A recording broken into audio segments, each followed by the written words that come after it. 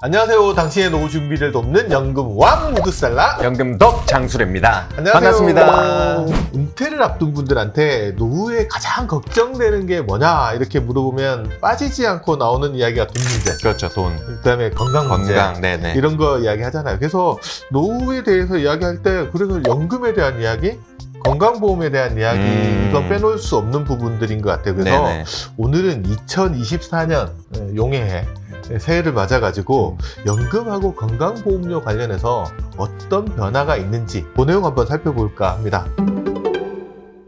가장 큰 변화 중에 하나를 짚으라면 네. 이제 세제 변화인데 네. 그 중에서 특히 사적연금소득, 연금계좌에 대한 세금을 과세하는 방식이 좀 바뀐 부분이 큰 변화인 것 같은데 네네. 그거 한번 짚어주고 시작하면 좋을 것 같습니다. 네, 이제 IRP나 연금저축 같은 경우에는 55세 이상이 되시면 이제 연금 개시가 가능하잖아요. 근데 연금 개시를 하실 때 흔히들 뭐 1년에 1,200만 원까지만 인출하면 좋다 뭐 이런 이제 상담을 받으셨을 텐데 이게 이제 연금 인출액이 1,200만 원을 넘어가면 종합 과세 대상이 될 수 있어서 상담이 들어오는 거거든요. 네. 지금 과세는 이렇게 하잖아요. 이제 금융회사에서 연금을 지급할 때 네. 이제 3.3에서 5.5% 세율로 원천 징수를 하는 게 일반적이고, 네네. 그다음에 그 금액이 일정 금액을 넘어가면 이제 종합과세를 한다 이렇게 네. 이야기를 하는데, 네, 맞습니다. 그게 이제 1,200만 원에서 네. 금액이- 올해 어떻게 변화하느냐? 네. 1,500만 원까지 상향됩니다. 근데 이제 많이 헷갈려 하시는 게, 네.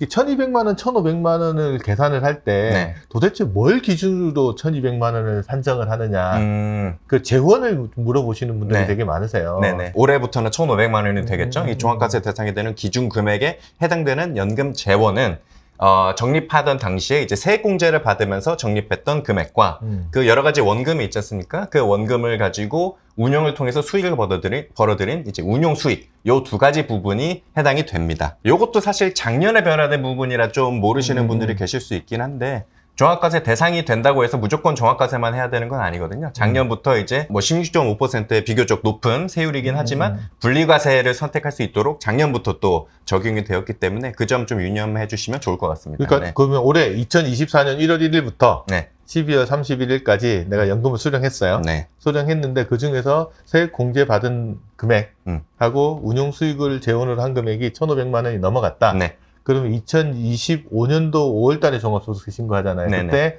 다른 소득하고 합산해서 종합과세를 하거나 네. 아니면 나는 그냥 분리과세로 해주세요. 지방소득세 포함해서 16.5%. 네네, 맞습니다. 단일 네. 세율로 16.5를 하거나 네. 뭐 이렇게 된다는 건데, 네, 맞습니다.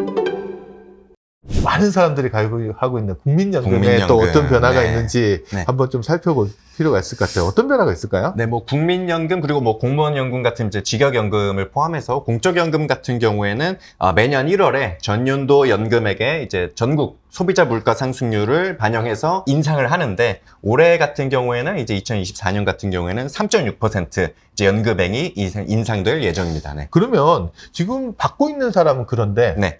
이제 올해, 그러니까 2024년부터 노령연금을 새로 수급하시는 분들 있잖아요. 네. 그분들은 연금액에 이런 물가 상승률 이런 게 반영돼서 변화가 되는 건가요? 연금 개시를 처음 시작하실 때 그 기준점이 필요하잖아요. 얼마부터 받기를 시작하는지 그거를 결정하는 요소들이 몇 가지 있습니다. 제가 한번 나열해 볼까요? 첫 번째가 소득 대체율. 네, 그 다음에 국민연금 전체 가입자의 평균 소득에 대한 A값. 네 맞습니다. 그 다음에 내가 가입 기간 동안의 평균, 내 소득의 그렇죠. 평균인 본인의 소득, B값. 그 다음에 네. 가입 기간. 네. 이 네 가지 요소가 영향을 미친다는 건 알고 있는데. 네, 네 맞습니다. 이 중에서 그러면 처음 연금액 결정할 때, 그럼 작년보다 달라지는 게 어떤 게 달라지는 거죠? 그 중에서 말씀하셨던 A값, 국민연금 지역가입자 전체 사업자 가입자. 전체 가입자들의 이제 소득이 얼마나 변했느냐를 이제 3개년 평균을 내는 거거든요. 이거는 3개년 평균이다 보니까 매년 달라질 수가 있잖아요. 그래서 요 A값이 2023년에는 286만 1,091원이었는데 올해 2024년은 298만 9,237원으로 이제 어느 정도 상향됐다고 보시면 될 것 같습니다. 4.5% 조금 가까이 되네요. 네네네. 4.5%. 그러면 A값이 오르면 네. 이 B값에도 변화가 A값 변화만큼은 적용이 되겠네요. 네네. 재밌는 게 네. 물가 상승률은 3.5%, 3.6% 네. 올랐는데 네. 새로 연금 결정하시는 분은 작년 대비해서 동일한 조건에서 네. 작년에 받는 사람보다 올해 받는 사람이 한 4.5 정도 더 받는다고 봐도 뭐 그렇게 보실 수도 있을 것 같습니다. 맞겠네요. 네. 그럼 이렇게 연금액이 결정되면 네. 한번 결정되면 그 다음에부터는 이제 물가 물가 상승률에 따라서 네네. 연동된다. 네. 이렇게 보시면 될 것 같네요. 네. 지금까지는 이제 보험금 받는 거, 연금 받는 거, 연금 받는 거에 대한 이야기를 했는데 납입하는 보험료에도 좀 내는 변화가 보험료의 변화 있지 않을까요? 그것도 있습니다. 내는 보험료에도 이제 변화가 있는데요. 이 연금보험료 같은 경우에는 기준소득 월액에다가 연금보험료 9%를 곱해서 연금보험료가 이제 산정이 되는데 사람들이 기준소득 월액하면 좀 헷갈릴 건데 그냥 편하게 생각해서 그냥 자기 받는 월급에서 1,000원 이하 단위를 뺀 거라고 생각하면 되겠죠. 그냥 그렇게 보시면 고금액의 9%를 내는데 개개인의 소득은 사실 천차만별이잖아요. 만약에 뭐 극단적으로 뭐 월 소득이 엄청 많다 그랬을 때 9%를 일률적으로 곱해서 연금보험료를 납부하게 되면은 좀 과중한 부담이 될 수가 있잖아요. 그래서 이 기준소득 월액의 하한액과 상한액이 발표가 되었습니다. 그 상한 하한이 얼마로 결정됐나요? 2023년 7월 1일부터 2024년 6월 30일까지 이제 적용되는 금액이 있는데 하한액 같은 경우에는 37만 원이고 상한액은 590만 원이었습니다. 요게 이제 2024년 7월 1일부터 2025년 6월 30일까지 적용하는 상한액과 하한액의 변화가 있었던 건데요. 하한액 같은 경우에는 39만 원으로 올랐고 상한액 같은 경우에는 617만 원으로 올랐습니다. 네. 요것도 아까 보니까 뭐 A값 상승률 비슷하게 올라간 것 같네요. 네네. 요것도 마찬가지로 물가 상승률 반영해서 올라가는 겁니다. 네. 만약에 590만 원, 이제 최고치가 590만 원이니까 상한액이 590만 원으로 가정을 했을 때 2024년 6월 30일까지는 이제 그 전 기준으로 따지면 590만 넘는 사람은 53만 1,000원 정도 보험료 내는 거잖아요. 네네네, 맞죠? 맞습니다. 네. 그럼 이제 이 617만 원으로 7월 1일부터 올라가게 되면 계산을 해보면 9%면은 맞나? 55만 5,300원? 계산 맞죠? 그러면 한 2만 4,300원 정도 더 내는 거네요. 네네네. 그 중에서 직장인들 같은 경우는 절반은 회사가 내주니까 네네.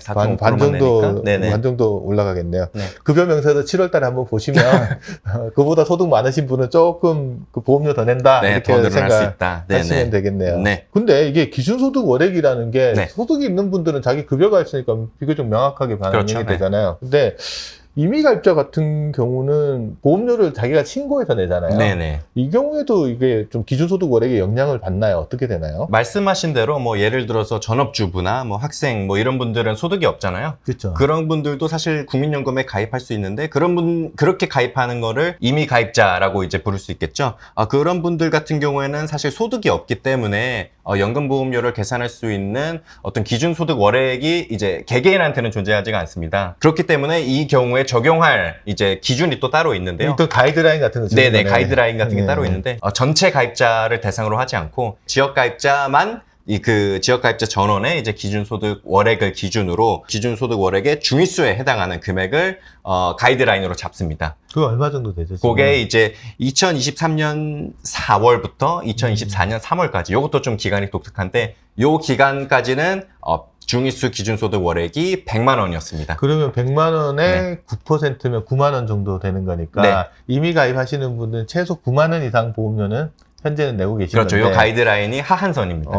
이게 4월 달에 변경되니까 4월 달에 얼마로 바뀔지는 아직은 정해지지는 않은 거고 4월 달에 한번 좀 지켜봐야 되는 건데. 네, 맞습니다. 상한선은 그러면 아까 일반 국민연금 가입자랑 또 동일하게 적용되는 그렇죠. 거죠? 그렇죠. 더 많이 받고 싶으신 분들은 이제 상한선 금액까지 연금보험료를 현재는 납부하시면 아까 590만 원이 상한선이니까 53만 1,000원이 그렇죠. 상한이고 7월 달 되면 이게 617만 원으로 상한선이 소득이 바뀌니까 55만 5,300원? 네네. 그 범위를 조금 7월에 좀 상한선은 7월에 조정이 있고 하한선은 4월에 조정이 있고 네네, 맞습니다. 복잡하네요.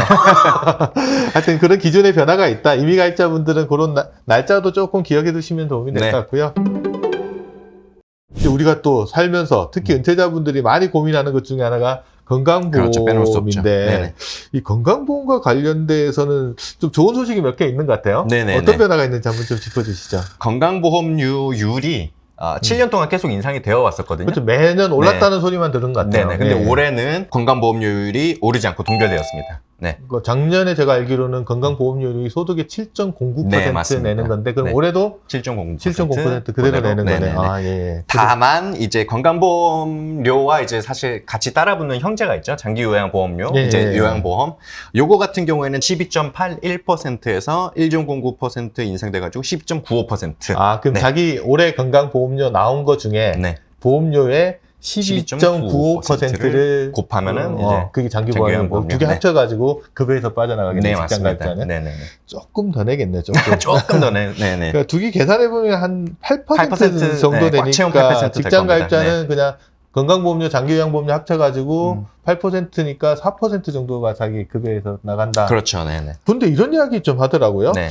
이렇게 보험료가 동결됐는데도 불구하고 소득이 많은 사람은 네. 보험료를 좀 더 낼 거다. 네. 이런 이야기도 나오는 것 같은데 그건 왜 그런 건가요? 그 하한액이 있고 상한액이 있고 이런 말씀 드렸잖아요. 그렇죠. 네. 소득에 아까 상한이 아까 보니까 590만 네. 원인데 이게 617만 617만 원 올라간다 올라갔다. 그랬는데 그 메커니즘과 똑같습니다. 건강보험료도 이제 하한선과 상한선이 있는데 요 구간 자체가 이제 올라갔기 때문에 아무래도 고소득자이신 분 같은 경우에는 그러네요. 건강보험료를 더 낼 수밖에 얼마나 없는 올랐나요? 구조인데 이게 상한이 네네. 어떻게 정해지죠? 일반적으로 건강보험료 상한액은 직장인 평균 보험료의 30배, 뭐 지역가입자 같은 경우는 15배로 연동해서 매년 30배면 엄청 조정되고 크겠네요. 네네네, 맞습니다. 그래서 작년에 같은 경우에는 상한선이 782만 원이었는데 보험료 상한이 780만 네네, 보험료 상한이 원. 올해는 848만 원으로 66만 원 인상되었습니다. 네. 보험료가 848만 원이면 네. 이게 7.09%가 보험료로 나온 거라 네. 그랬잖아요. 그럼 네네. 소득은 어마무시하겠네요. 그렇죠. 뭐 보수 월액 이제 월액이 한 1억 2천만 원은 넘으셔야 요거에 해당되지 않으실까. 대다수 직장인들은 상관없는 그렇죠. 뭐 일이네요. 상관은 없을 것 상한에 같습니다. 닿을 네네네. 일은 별로 없고 네네. 특이하게 소득 많으신 분들만 해당된 거라고 보면 될 건데 그러면 지역가입자도 이렇게 한도가 848만 원 이렇게 적용되는 건가요? 지역가입자 같은 경우에는 조금 다른데요. 사실 그냥 절반으로 보시면은 좀 계산하시기가 쉬우실 것 같은데 지역가입자 월 그 보험료 상한액은 391만 원이었는데 지난해 같은 경우에는 딱 절반이죠. 33만 원이 인상되어서 424만 원으로 말씀드렸듯이 직장가입자의 딱 절반 정도라고 생각하시면 될 것 같습니다. 그 건강보험료 계산할 때 또 네. 이제 계산 방법 중에 지역가입자 같은 경우에는 과거에는 소득, 재산, 네. 자동차에 건강보험료를 부과한다고 그랬는데 맞습니다. 최근에 뉴스 보니까 이 자동차 관련된 보험료 부분들은 좀 빠진다 이런 이야기가 나오는 것 같은데 네네네. 그 부분 한번 좀 설명을 좀 해주시죠. 재산을 계산할 때 재산은 뭐 여러 가지 뭐 기준을 통해서 총 재산 가액을 구하잖아요. 보통 건물, 토지, 선박, 항공기 재산세 값표 가지고 기준으로 그렇죠, 계산을 그렇죠. 하고 네. 그다음에 전월세 사시는 분들은 자기가 살고 있는 전월세 보증금의 30% 정도 재산으로 하잖아요. 거기서 구해진 재산가액 전체를 그대로 이제 반영을 하는 게 아니라 어느 정도 공제를 해주거든요. 기본 공제를 해주는데 작년까지는 그것이 5천만 원이었는데 올해는 그 공제액이 1억 원으로 더 늘어납니다. 네.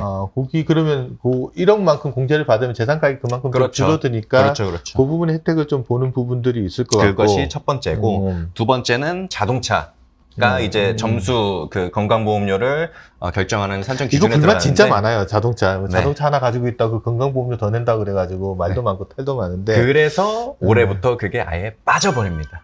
이거 줄어드는 뭐 이런 것도 아니고 그냥 완전히 그냥 배제가 아직까지 이제 됩니다. 안으로 네. 나와 있는 거고 확정되면 이제 빠지는 네네, 맞습니다. 빠지는 거겠네요. 네네네. 그러면 이제 보통 제가 계산해 보니까 자동차 좀 좋은 차 하나 사면 네. 연태에 의해 좋은 차 하나 사면 자동차에 부과되는 건강보험료가 많으면 한 5만 원 넘게 나오는 경우도 네, 맞습니다. 있는데 이제 그런 부분에 대한 것들은 이제 자동차 걱정을 하지 않으셔도 된다. 네네네. 좋은 소식이네요. 네. 그리고 또 네.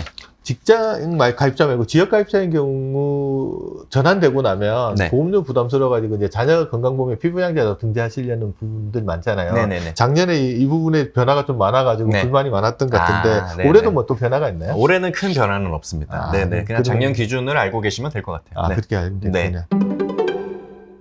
기초연금 같은 경우도 보면 네.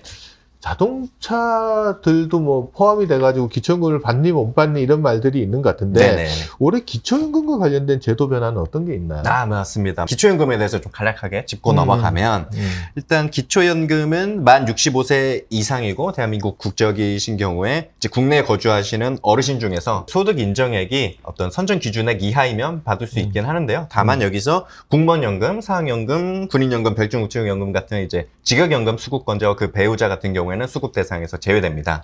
근데 네. 소득 인정액이라고 했잖아요. 네네네. 이게 그냥 사람들이 받는 월급 뭐 이런 거 아니면 소득 수입 이런 걸로 생각하면 되는 건가? 아니면 뭐 또 이거 말고 다른 게 좀 포함되는 게 있나요? 그렇죠. 뭐 그냥 일반적으로 생각하는 소득 플러스 이제 재산의 소득 환산액, 이제 가지고 있는 재산을 소득으로 환산했을 때 얼마 정도 나올 것이다. 이렇게 소득과 재산을 동시에 평가를 합니다. 그러니까 단순히 소득만 보는 게 아니고 네네. 소득만 보면은 소득은 없는데 재산이 많은 사람이 그렇죠, 들어올 그렇죠. 수 있으니까 네네네. 재산을 소득으로 환산하는데 네네. 아 이게 여기서부터 복잡해지겠네요. 네네네, 그 맞습니다. 재산을 도대체 소득을 어떻게 환산하는 거예요? 네. 계산 기준 같은 경우에는 이제 화면을 보시면 좀 자세하게 나와 있을 텐데. 근로소득에서 일단 110만 원은 무조건 빼주고 네네네. 그 금액의 한 70% 정도를 소득으로 보는 거네요. 네네네. 근로소득 같은 경우. 네네네. 그거 말고 다른 소득 같은 경우는 그냥 100% 다 소득으로 네네네. 본다고 보면 되고 소득은 뭐 비교적 쉽게 이해가 될 것 네, 같은데 소득은 뭐 사실 직관적인데 네. 재산 부분이 조금 어렵습니다. 그러네요. 네네. 일단 일반 재산이라고 해서 뭐 주택이라든지 선박이나 뭐 이런 것들이 있을 수 있잖아요. 그거 같은 경우에는 또 이것도 일정 부분에 거주하고 있는 지역에 따라서 공제액이 다른데 공제를 해준 다음에 금융재산은 또 따로 계산을 합니다. 금융재산에서도 한 2천만 원 정도 2천만 원 정도 공제를 해주고 또 부채도 빼줍니다. 당연히 빼주고 네, 거기에 4%를 곱한 후에 월 소득이니까 연간 소득에 대한 내용이었으니까 요거를 월간으로 나눠주기 위해서 10일을 나눠줍니다. 이렇게 이해하면 되겠네요. 그냥 자기 재산의 음. 한 4%가 소득으로 본다. 그렇죠. 근데 그 12달이니까 나누기 10이 한다. 거기에 그리고, 이제 또 마지막 요소 고급 자동차 그리고 회원권 가입 같은 경우에도 기준을 계산하는데 포함이 됩니다. 이게 좀 특이하네요. 그러니까 네. 일반 재산이나 금융 재산은 네. 4%만 이렇게 연소득으로 보는 걸로 돼 네. 있는데 네. 그러니까 고급 자동차나 회원권 가액은 그런 4% 없이 그냥 그 가액 자체가 소득인가요? 그래서 이거를 사실 갖고만 계셔도 그냥 탈락되실 거라고 보시면 될 것 같긴 합니다. 이게 네네. 회원권은 혹시 뭐 골프 회원권, 네. 뭐 콘도 회원권 그렇죠, 이런 거니까 그렇죠. 네, 네. 이해하겠어요. 네. 이 자동차는 그냥 일반적으로 타는 거잖아요. 네. 이거 있다고 빼는 건 좀 그럴 것 같긴 한데 그래서, 도대체 이 고급 네. 자동차의 기준이 뭐예요? 고급 자동차 작년까지만 해도 고급 자동차로 분류되는 특징이 일단 차량 가액은 4천만 원 이상. 이거 같은 경우는 사실 건강보험료랑 비슷한데. 이 잔존가액이죠. 네네, 잔존가액 4천만 원 이상. 살 때 가격 말고 네. 잔존가액. 그렇죠. 감가상각 다 했을 우리 때. 자동차 보험료 낼 네. 때 뭐 잔존가액 그거 네네네, 비슷한 거라고 보면 맞습니다. 되겠네요. 그것도 비율은 따로 있습니다. 네. 이거나 어. 아니면 배기량이 3000cc 이상인 경우에 이 둘 중에 하나만 해당돼도 고급 자동차로 분류를 했거든요. 배기량은 좀 그렇다.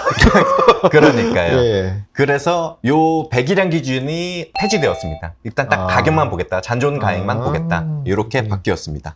보통 배기량 같은 건 차량은 잔존가액이 감가상각이 되는데 배기량은 한 번 살 때 3000cc면 그러니까요. 뭐 10년을 타도 3000cc인 거 아니에요? 그리고 요새 또 전기차 많이 사셨잖아요. 근데 아. 전기차는 또 CC로 표현하기가 좀 어려운 부분이 그치. 있어가지고 가솔린 같은 그런 게 아니니까 그런 어떤 사회적인 분위기도 좀 반영을 한 것 같습니다. 여하튼 배기량 기준은 빠졌다. 네네. 뭐 이렇게 설명을 드려도 네네. 사람들 입장에서는 이거 뭐 모르겠다 이렇게 하시는 분들이 있을 너무 것 같아서 복잡해서 제가 예를 하나 드릴 테니까 네네네. 이 경우에는 네. 얼마 정도의 소득 인정액이 되는지 한번 네. 계산을 해주시면 네네. 좋을게요. 네. 일단 서울에 살아요. 네. 70세 어르신이면 65세 넘어가고 서울에 사니까 일단 해당은 되는 거잖아요. 네. 그러면 이분이 집이 한 채가 있는데 지방세 가세 표준이 6억 3,500만 원이라고 해볼게요. 네네. 그리고 금융재산이 있는데 한 1억 2천 정도를 가지고 있어요. 네. 그 외에 다른 소득도 없고 이거 말고는 다른 재산도 없어요. 네. 이분은 예를 들어서 소득 인정액이 얼마 정도 되는 건가요? 그런 경우에는 이 6억 3,500만 원이 일단 그 일반 재산이 되겠죠. 거기서 아까 말씀드렸던 공제 금액이 지역별로 다르다고 했는데 대도시에 대도시니까 사시니까 1억 3,500 빼면 5억 남겠네요. 5억이 남죠. 그렇죠. 금융재산 같은 경우에는 아까 말씀드렸듯이 2천만 원 제하고 나면 1억이 남죠. 1억 남죠. 네. 두 개 합치면 6억 6억이죠. 정도 되는 네. 거네요. 예. 여기서 이거를 소득으로 보는 거를 4%만 본다고 했으니까 64, 4%를 24, 곱하고 그러니까 2,400만 원. 2,400만 원 정도 소득이 있는 거네요. 또 12달로 나누면 소득 인정액은 200만 원이 되겠죠. 그럼 이분 기초연금 받을 수 있어요? 못 받아요? 그렇죠. 사실 이 소득 인정액을 계산하는 게 아까 말씀드렸듯이 이게 선정 기준액의 밑으로 가느냐, 이하냐, 높으냐, 이하냐에 따라서 이제 기초연금 수급 대상자가 되느냐 아니냐 이거를 나누는 그럼 건데 그 기준액이 얼마예요? 올해 이 선정 기준액의 변동이 있습니다. 매년 1월 보건복지부에서 소득 하위 70%에 해당하는 선에서 선정 기준액을 발표를 하고 있는데요. 2024년 선정 기준액은 단독 가구 같은 경우에는 지난해 202만 원이었는데 올해 213만 원으로 11만 원 정도 올랐고요. 한 5% 정도 인상한 겁니다. 부부 같은 경우에는 지난해 323만 2천 원이었는데 올해부터는 340만 8천 원으로 이것도 5% 17만 6천 원 정도 인상되었습니다. 아까 그 예로 드신 분 같은 경우에 네네. 소득 인정액이 200만 원이고 네. 서울에 혼자 사는 혼자 단독 사시니까. 가구니까 네네. 213만 원보다는 작으니까 이 상태에서는 기초연금 수급 대상에 되시죠. 집 가격이 지방세 가표 기준으로 6억 3,500 정도 됐다요. 네네네, 그럼 맞습니다. 시가로 보면 이거보다 훨씬 많을 거 아니에요. 네. 그러면 한 10억 정도 될라나? 네. 그 정도 집이 있는데도 기초연금을 받을 수 있는 거네요. 네네, 맞습니다. 그리고 의외로 다른 소득 없고 재산이 좀 있더라도 네. 받을 수 있으니까 이게 혹시나 자기가 이게 받을지 안 받을지 잘 모른다 그러면 일단 신청 한번 해봐야 되겠네요. 그럼요. 네. 이게 기초연금은 가만히 있는다고 주는 게 아니죠. 네, 신청을 해야 이제 어. 기초연금을 받을 수 있기 때문에 말씀하신 대로 신청을 꼭 해보시는 게 좋을 것 같습니다. 작년에 혹시 못 받았다고 하더라도 네. 올해는 또 대상자가 될 수 있으니까 네네. 한번 꼼꼼하게 체크해서 보시면은 좋을 것 같아요. 근데 기초연금 얼마나 받아요? 기초연금 수령액도 마찬가지로 변화가 있습니다. 말씀을 잘 해주신 것 같은데 아까 전에 국민연금 같은 경우에 이제 공적연금 같은 경우에 물가상승률을 반영해서 3.6%. 인상이 된다고 네. 했잖아요. 기초연금도 마찬가지입니다. 기초연금도 3.6% 물가상승률에 반영을 해서 이제 인상이 되었는데 기초연금 같은 경우에는 이 받는 수령액이 정해져 있거든요. 네. 국민연금 같은 경우에는 뭐 사람마다 다른데 기초연금 같은 경우에는 정해져 있어서 그 금액들이 조금씩 상향이 되었습니다. 네. 얼마 정도 돼요? 네, 예를 들어서 단독 가구 같은 경우에는 지난해에 32만 3,180원을 받으셨는데 올해부터는 33만 4,810원으로 11,630원 딱 3.6% 인상된 금액을 받게 되실 겁니다. 네. 부부 가구도 비슷하게 3.6% 3.6% 인상된 있다. 네, 금액으로. 네. 이 기준연금액이라고 하는 게 이제 약간 감액 안 되고 그냥 정상적으로 받으시는 분 기준으로 했을 때 그렇다고 그런 거고. 네네네. 뭐 소득 활동이나 뭐 다른 거에 조금 감액이 그렇죠. 있는 감액이 분들은 되는 경우도 있으니까. 조금 네네. 있는 분은 거기에 맞춰서 또 감액이 있을 수는 있다라는 네네. 것들 보면 될 것 같아요.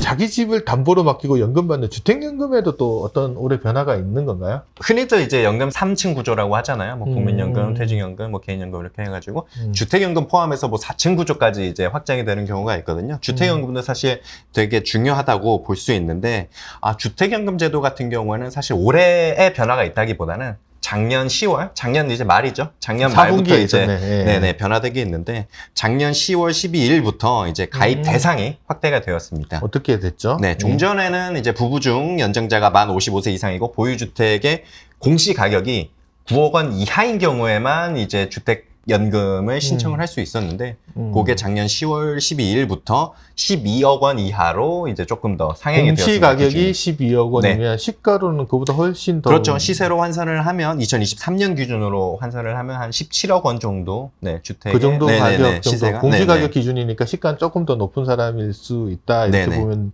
되는 거고 그 연금 수령액이나 이런 거에도 변화가 좀 있나요? 주택연금 가입 대상 주택 가격 상향에 따라서 이제 총 대출 한도가 상향이 된 거거든요. 그래서 작년 10월 12일 이전에는 12일 전에는 5억 원까지였었는데 대출 한도 상한이 5억 원이었는데 그것이 바뀐 이후로는 6억 원까지 이게 상향이 되었습니다.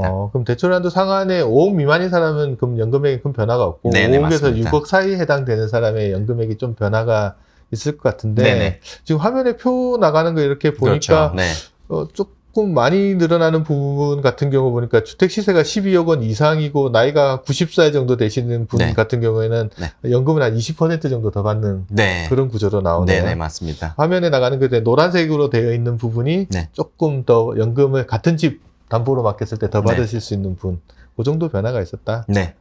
청룡회를 맞아가지고 연금 제도나 건강보험료에 어떤 변화가 있는지 한번 좀 살펴봤습니다.